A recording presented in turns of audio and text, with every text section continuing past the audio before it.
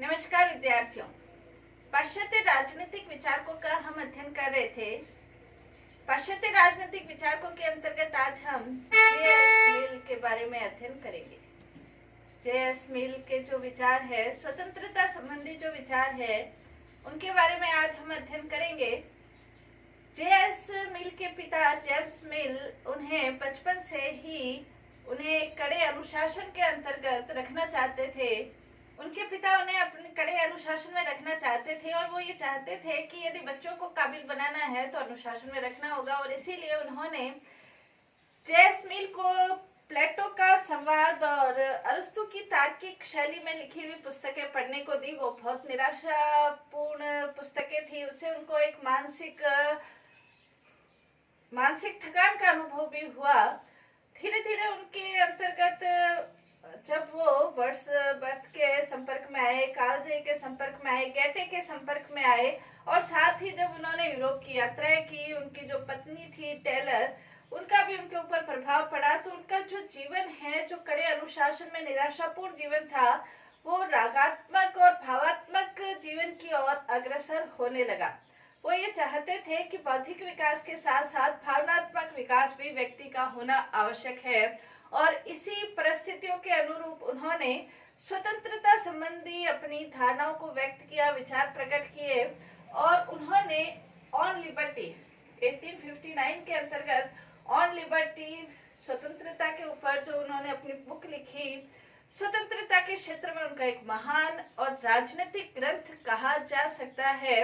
और इस बुक के बाद उनकी गिनती स्वतंत्रता के जो महान विचारक थे, मिल्टन है, वोल्टेयर है, रूसो है, जेफरसन है, पेन है, इन सब विचारकों के अंतर्गत उनकी भी गिनती होने लगी, यानी कि स्वतंत्रता के पुजारियों के साथ उनका भी नाम गिना जाने लगा। ऑन लिबर्टी जो ग्रंथ है, वो ऑन लिबर्टी ग्रंथ स्वतंत्रता के ऊपर लिखा गया एक विश्लेषणात्मक, चिंतनात्मक, सटीक और तार्किक शैली में लिखा गया, धारा प्रवाह शैली में लिखा गया एक ग्रंथ कहा जा सकता है। ऑन लिबर्टी ग्रंथ के बाद उनके जो विचार है, उनकी जो रचनाएं हैं, उसका प्रभाव और जगह पड़ने लगा, और स्वतंत्रता के महान विचारकों में उनकी गिनती होने लगी। उन्होंने स्वतंत्रता के ऑन लिबर्टी में स्वतंत्रता के संबंध में अपने विचार बताए हैं। मिल ये कहते हैं कि स्वतंत्रता का दार्शनिक आधार भी है। स्वतंत्रता के दो दार्शनिक आधार बताए। उन्होंने ये कहा कि स्वतंत्रता व्यक्ति के लिए आवश्यक है, समाज के लिए भी आवश्यक है। दोनों आधार उन्होंने बताए। उन्होंने ये कहा, व्यक्तित्व विकास के लिए स्वतंत्रता का वातावरण नहीं मिलता है तो व्यक्ति के अपने व्यक्तित्व का विकास होना संभव नहीं है। साथ ही समाज के विकास के लिए भी स्वतंत्रता को आवश्यक बताया, क्योंकि समाज के अंतर्गत अधिकतर लोग रूढ़िवादी होते हैं, समाज में परिवर्तन करना नहीं चाहते हैं, और कुछ लोग ऐसे होते हैं जो समाज के जो परंपराएं हैं, जो रीतियां हैं, जो रूढ़ियां हैं, उनमें परिवर्तन करना चाहते हैं। उनके विचार दूसरे विचारों से अलग होते हैं। यदि विचार अभिव्यक्ति की स्वतंत्रता नहीं हो तो समाज रूढ़िवादी बनकर रह जाएगा, प्रगति नहीं हो पाएगी। इसलिए वो ये चाहते थे कि समाज, कला, साहित्य, विज्ञान, संस्कृति की क्षेत्र के अंतर्गत उन्नति करने के लिए, समाज को उन्नति करने के लिए स्वतंत्रता आवश्यक है। तो स्वतंत्रता का दार्शनिक आधार उन्होंने वैज्ञानिक आधार भी, व्यक्तिगत आधार भी बताया, और सामाजिक आधार व्यक्तित्व विकास के लिए और समाज के विकास के लिए, दोनों के लिए स्वतंत्रता आवश्यक है। साथ ही उन्होंने स्वतंत्रता के लक्षण भी बताए। स्वतंत्रता के लक्षण के अंतर्गत उन्होंने ये कहा कि दो प्रकार की हम स्वतंत्रताओं का गणना कर सकते हैं। एक स्वतंत्रता का लक्षण ये बताया जो व्यक्ति से संबंधित स्वतंत्रता है, दूसरा जो उसके कार्यों से संबंधित स्वतंत्रता है और जिनका प्रभाव समाज के ऊपर पड़ता है। और इसी को दृष्टिगत रखते हुए स्वतंत्रता के दो प्रकार उन्होंने बताए। दोनों प्रकार, विचार और अभिव्यक्ति की स्वतंत्रता, और दूसरा उन्होंने स्वतंत्रता का प्रकार बताया कार्य करने की स्वतंत्रता। पहला विचार अभिव्यक्ति की स्वतंत्रता और दूसरा कार्य करने की स्वतंत्रता। कार्य करने की स्वतंत्रता को भी उन्होंने दो भागों में विभाजित किया। एक है स्व विषयक कार्य और दूसरा पर विषयक कार्य। एक कार्य जिनका संबंध स्व से है, दूसरे कार्य जिनका संबंध स्व के साथ जिनका प्रभाव दूसरों के ऊपर भी पड़ता है। पहला जो उन्होंने बताया, विचार अभिव्यक्ति की स्वतंत्रता। आज से 150 साल पूर्व, लगभग 150 साल पूर्व किसी व्यक्ति ने विचार अभिव्यक्ति की स्वतंत्रता के ऊपर इतना ज्यादा समर्थन किया हो, ये बहुत महत्वपूर्ण बात है। उनके विचारों का, कह सकते हैं उनकी बुद्धिमत्ता का दिग्दर्शन इसके अंतर्गत होता है। विचार अभिव्यक्ति की स्वतंत्रता क्यों आवश्यक है, इसके समर्थन में उन्होंने अपने तर्क भी बताए कि क्यों व्यक्ति को विचार अभिव्यक्ति की स्वतंत्रता प्रदान करनी चाहिए। व्यक्ति अपने विचार प्रकट कर सके, अपने विचारों को अभिव्यक्त कर सके, ये स्वतंत्रता व्यक्ति को क्यों होनी चाहिए, उसके समर्थन में उन्होंने तर्क भी दिए। पहला तर्क ये बताया कि सत्य के दमन का भय। यदि कोई व्यक्ति सत्य बात कहता है और यदि उनके विचारों की स्वतंत्रता नहीं है, तो हो सकता है कि स्वतंत्रता जो सत्य है वो दमन हो जाए या सत्य को दबा दिया जाए। हो सकता है कि एक व्यक्ति का जो विचार है वो सत्य हो, इसलिए उन्होंने इसको स्पष्ट करते हुए कहा कि यदि पूरा समाज कोई एक विचार प्रकट कर रहा है और दूसरी तरफ कोई एक व्यक्ति है जो अपना विचार प्रकट कर रहा है, तब भी पूरे समाज को ये अधिकार नहीं है कि वो एक व्यक्ति की विचारों को दबा दे। वो ये आगे स्पष्ट कहते हैं कि हो सकता है उस एक व्यक्ति के विचारों में भी कहीं न कहीं सत्य का अंश हो। इसलिए यदि विचार अभिव्यक्ति की स्वतंत्रता प्रत्येक व्यक्ति को प्राप्त नहीं है, तो हो सकता है कि सत्य का दमन हो सकता है, उसका भय रहता है। इसलिए सत्य का दमन नहीं हो, सत्य जागृत हो और सत्य का पता लोगों तक चले, लोगों को भी चले। इसके लिए आवश्यक है कि प्रत्येक व्यक्ति को विचार अभिव्यक्ति की स्वतंत्रता प्रदान होनी चाहिए। दूसरा उन्होंने ये बताया कि सत्य के विभिन्न पहलू होते हैं। हम अपने मानसिक स्थिति के अनुसार, अपने बौद्धिक स्तर के अनुसार, अपने ग्रहण करने की शक्ति के अनुसार सत्य का एक पहलू देख सकते हैं, दूसरा व्यक्ति सत्य का दूसरा पहलू देखता है। उन्होंने कहा कि हमारी स्थिति अंधों जैसी है। जैसे हाथी को छूने के लिए अंधों को लाया गया और ये कहा कि हाथी को छुओ।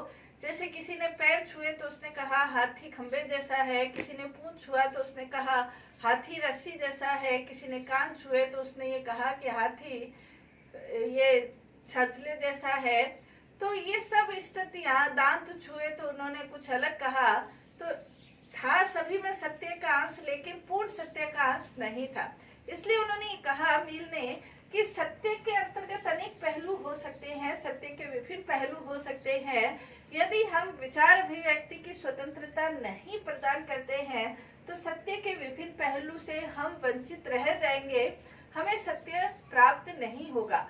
प्रत्येक व्यक्ति जो कहता है उसमें कुछ न कुछ सत्य का अंश अवश्य होता है, क्योंकि वो अपने अनुभव के आधार पर वो अपनी बात को कहता है, इसलिए उसकी बात को दबाना नहीं चाहिए। और जब हम विचार अभिव्यक्ति की स्वतंत्रता प्रदान करते हैं तो सत्य के विभिन्न पहलू हमारे सामने उभर कर आते हैं। नेक्स्ट उन्होंने कहा, वादे वादे जायते तत्वबोध, यानी कि वाद विवाद तर्क शक्ति के द्वारा सत्य की जानकारी होती है। जब हम विचार प्रकट करने की, अभिव्यक्त करने की स्वतंत्रता प्रदान करते हैं तो आपस में एक स्वस्थ वाद विवाद होता है, तर्क वितर्क होता है, आलोचना प्रति आलोचना होती है और उसके आधार पर सत्य निखर कर सामने आता है। तो अगर विचार अभिव्यक्ति की स्वतंत्रता नहीं है तो जो व्यक्ति, जिसने एक बात कह दी, कोई व्यक्ति अपने विचार प्रकट नहीं करेगा तो जो सत्य है वो उससे हम अनभिज्ञ रह जाएंगे। इसलिए उन्होंने कहा कि वाद विवाद और तर्क वितर्क के द्वारा सत्य का बोध होता है। नेक्स्ट उन्होंने कहा, समाज के नैतिक उत्थान के लिए भी सत्य की विचार अभिव्यक्ति की आवश्यकता है, क्योंकि समाज के अंतर्गत कुछ ही व्यक्ति होते हैं जो समाज में परिवर्तन करना चाहते हैं, समाज की रूढ़ियों के विरुद्ध बोलते हैं, समाज की जो चली आ रही परंपराएं हैं, रीति रिवाज है, इनके विरुद्ध बोलने की आवाज उठाते हैं।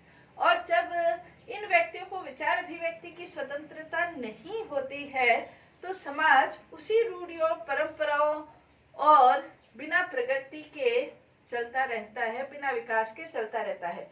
समाज के विकास के लिए ऐसे व्यक्तियों की आवश्यकता है जो समाज को नए विचार दे सके, नई अभिव्यक्ति दे सके, नए चिंतन दे सके, और ये नया चिंतन, अभिव्यक्ति, विचार की स्वतंत्रता से ही संभव है। फिर उन्होंने बताया कि उच्च स्तर के नैतिक चरित्र का विकास भी विचार अभिव्यक्ति की स्वतंत्रता से ही संभव है। मिल ने ये कहा कि उच्च स्तर का नैतिक चरित्र तब संभव है जब सार्वजनिक जीवन के अंतर्गत कोई नियम बनाना है, योजनाएं बनानी है, तो उस नियम योजनाओं के अंतर्गत जब व्यक्ति आपस में विचार विमर्श करते हैं, तर्क वितर्क करते हैं, तो व्यक्ति का खुद का बौद्धिक चरित्र का विकास होता है, जिससे नैतिक चरित्र का विकास भी संभव हो सकता है। विचार अभिव्यक्ति की स्वतंत्रता के बिना व्यक्ति सोचेगा ही नहीं, क्योंकि उसके विचारों का कोई महत्व नहीं है, चिंतन नहीं करेगा, तो उसका बौद्धिक विकास सीमित हो जाएगा, विकसित नहीं हो पाएगा। इसलिए वो ये कहते हैं कि नैतिक चरित्र के विकास के लिए भी आवश्यक है। दूसरा उन्होंने बताया, इतिहास के आधार पर भी उन्होंने विचार अभिव्यक्ति की स्वतंत्रता का समर्थन किया। मील ने ये बताया कि इतिहास के अंतर्गत जैसे सुकरात है, तो सुकरात जब अपने विचार प्रकट करते थे, अपने विचार बताते थे, तब उनका परिणाम ये हुआ कि कुछ लोगों के द्वारा उन्हें विष देकर मार दिया गया, और उसका परिणाम ये हुआ कि समाज के अंतर्गत जो सही विचार थे उनको रोक देने की कोशिश की।